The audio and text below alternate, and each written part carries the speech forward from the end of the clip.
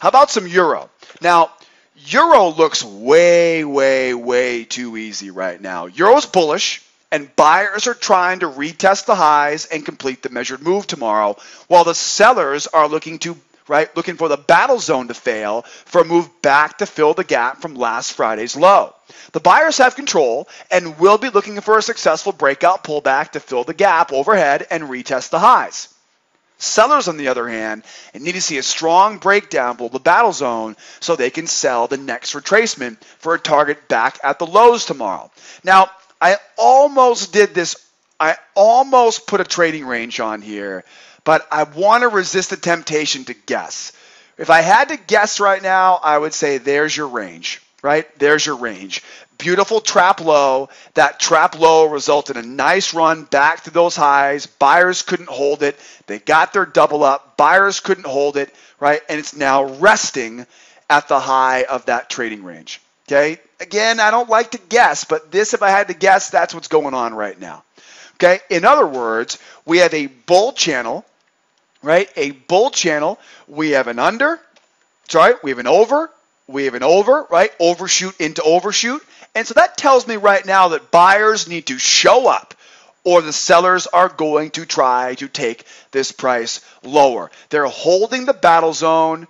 They're holding the reversal line. Now all we need to do is get that breakout pullback. The buyers have control. The sellers at this point have zero proof, which means all the buyers need right now is a nice strong breakout pullback to hold, right? And we're looking for a target up to retest that high at 12,400. Now, at that point, once we get back to that high, you gotta take it easy there for a second, because again, at this point, the only reliable thing we know right now is going back to the high for those buyers.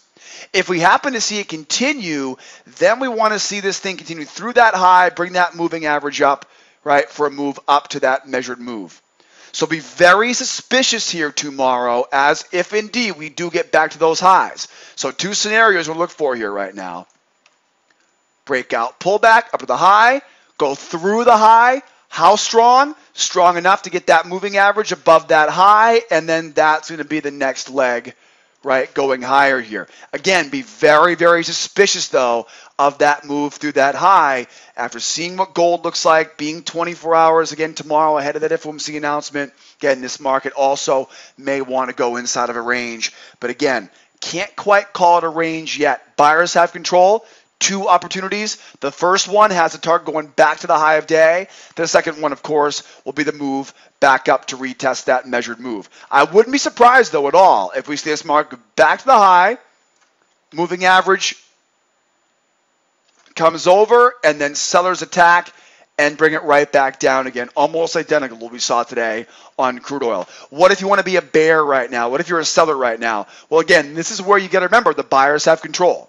So in order for us to be a seller right now, I have to hold the pullback. And this does not look very good here for the sellers, right? Higher lows, higher highs. It doesn't look good yet, right? Now that may change, obviously, but I want to see a strong breakout pullback, right? Get that breakout below the battle zone, below the high of the possible range. Hold that pullback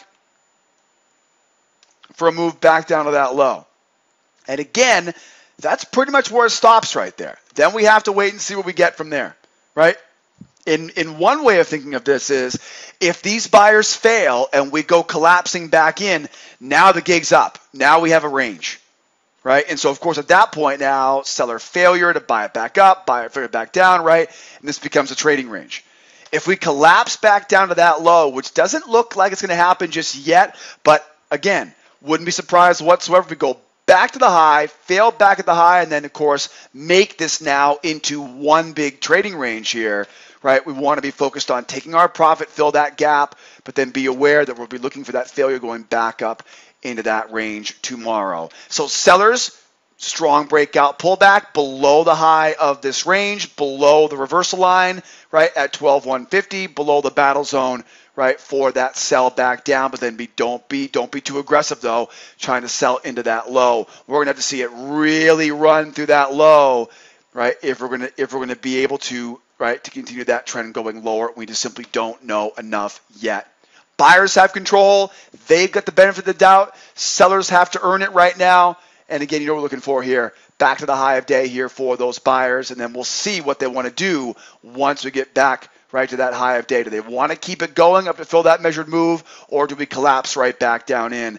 I would assume right now there are going to be sellers waiting above that high, buyers taking profit, and sellers trying to catch a move back down, right? Again, it's aggressive until we see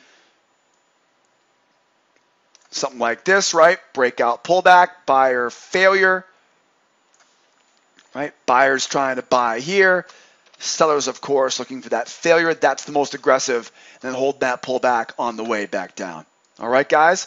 I have taken up way too much of your time. I apologize for this a little bit tardy newsletter here tonight. I had a